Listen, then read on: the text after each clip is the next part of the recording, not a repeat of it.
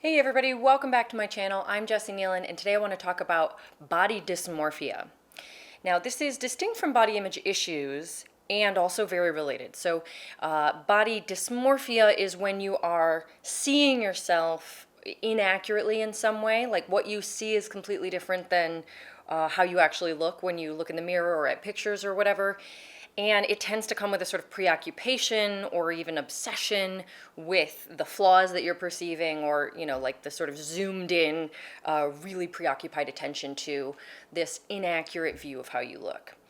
Now, sometimes it can be, it's actually in the DSM-5 as a clinical diagnosis called body dysmorphic disorder, or BDD. So that is not exactly what I'm talking about here, although I do see a lot of people just don't go get diagnosed, and then other people aren't even, they don't quite fit that category for diagnosis, but they do experience dysmorphia. When they look in the mirror, they're not seeing themselves accurately. So I'm not trying to talk about the diagnosis here that is outside my scope and requires a qualified mental health professional, but I want to address the fact that a lot of people who struggle with body image issues are dealing with body dysmorphia on a daily basis.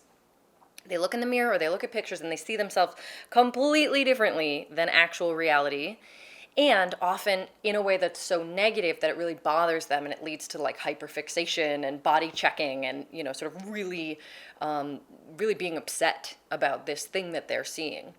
So one of the things that I like to talk about with my clients when it comes to dysmorphia is that we all are constantly, in some way, a bit dysmorphic anyway. There is no objectively true version of how you look.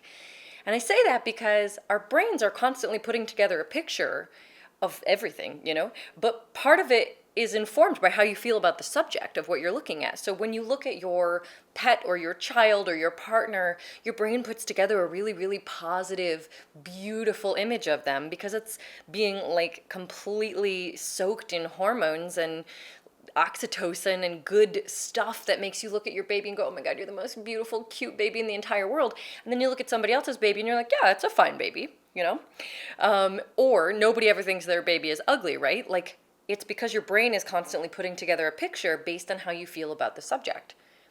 So nobody's ever really seeing each other accurately.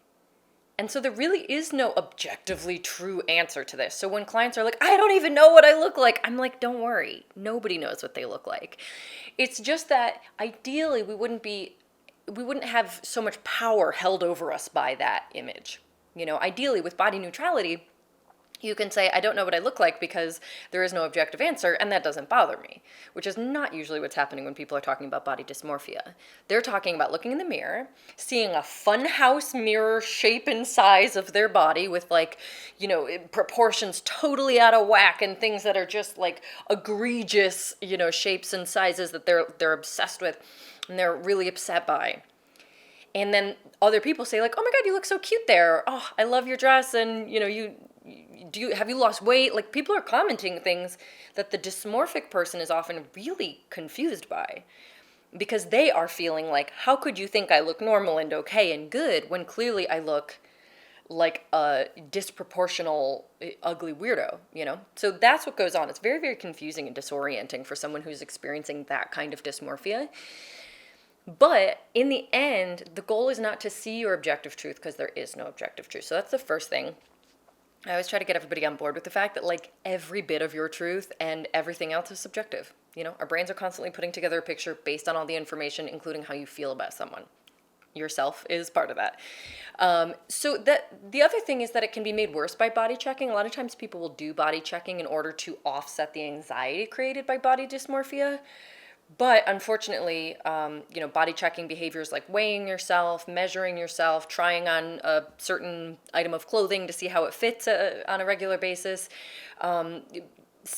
grabbing parts of your body in the mirror to see how much you get, like a handful of belly fat or thigh or hip or something.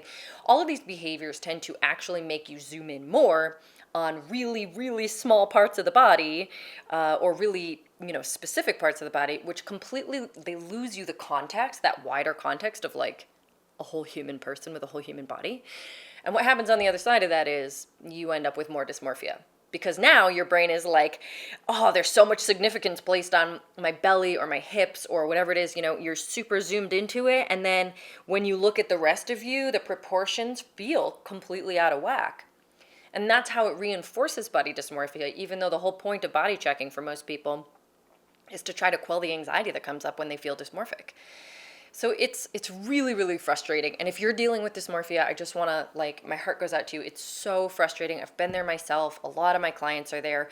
It can be wildly insecure making because you're like, I can't trust my reality. Oh my God. If I don't know what I look like, I don't know if I'm okay in the world. I don't know if I can trust any of my senses. It's a real mind thing. It's a real problem. It's really, really stressful and frustrating. So if that's you, just know this is normal and it doesn't have to be this way. And then in terms of what we do about it, the work that I do with clients around dysmorphia is never usually as direct as you want it to be. We're never forcing you to see yourself more clearly. It's a gentle and long-term process. A few of the things that tend to be helpful is to zoom back, stop body checking behaviors if you're already engaging in those. Zoom back more often and take yourself in as a whole person and a whole picture, and try to move your eyes really lightly around when you look at yourself in the mirror instead of zooming in to check out that one body part that you're insecure about, so that you're starting to restore a feeling of wholeness in the picture that you hold of yourself in your own mind, and proportionality, because you're not adding undue significance to one body part or whatever that makes it seem bigger in your head.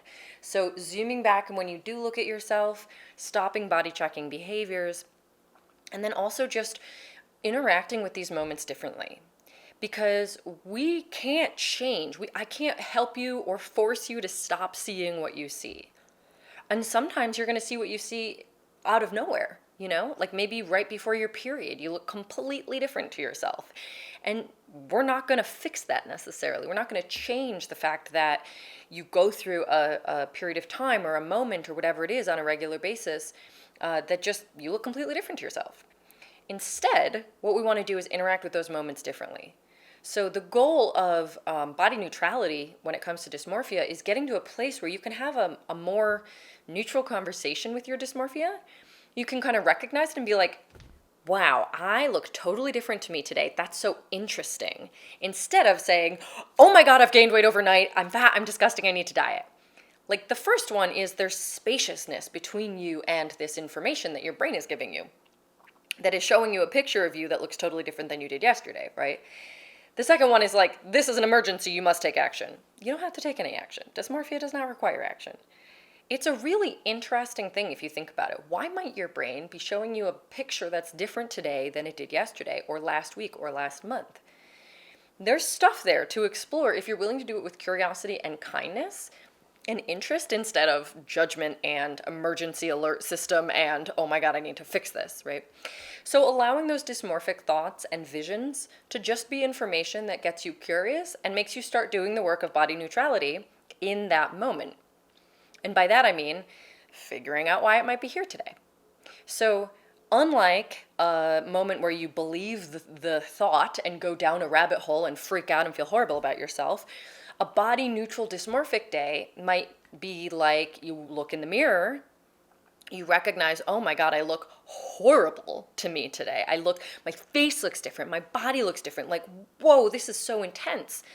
And then you sit with yourself and you ask yourself questions gently, what's going on with me emotionally today?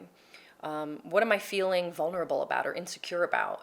Or if you know a lot about your body image root cause already, you check right back in with those old things. For me, that might be ooh, have I not been expressing myself lately? I wonder if there's something there, because that used to be one of my things, was feeling like I wasn't fully being expressed or seen. Do I have an unmet emotional need today that needs to be met? So you get to just sort of gently go through that questioning process. And it's not going to instantly change what you see in the mirror, but it is going to change the entire experience of having dysmorphia, because seeing something inaccurate is not inherently terrifying. You literally can just be oh, okay, I guess I'm having some dysmorphia today, and then work with it gently and it will sort of find its way out. But moving through this throughout your lifetime, I would not expect you to never, ever have dysmorphia ever again. That's not going to be the end result of body neutrality or anything else, probably. Instead, it's that compassion and acceptance where you go, hello, dysmorphia. How lovely to see you again. I wonder what you're here for today. Let's explore it. Let's be gentle. Let's be courageous. Let's be vulnerable. And from that place, it does have a way of just sort of the ship gets righted. You know, within a few days, whether it's hormonally and chemically oriented or it's something about an insecurity around an event that's coming up, it will just sort of find its way out. You don't have to do anything to force it. You haven't failed at body neutrality. It's a relationship with the dysmorphia where when you see something that you believe to be inaccurate or really different out of nowhere, you know what to do and you know it's okay. And that's it.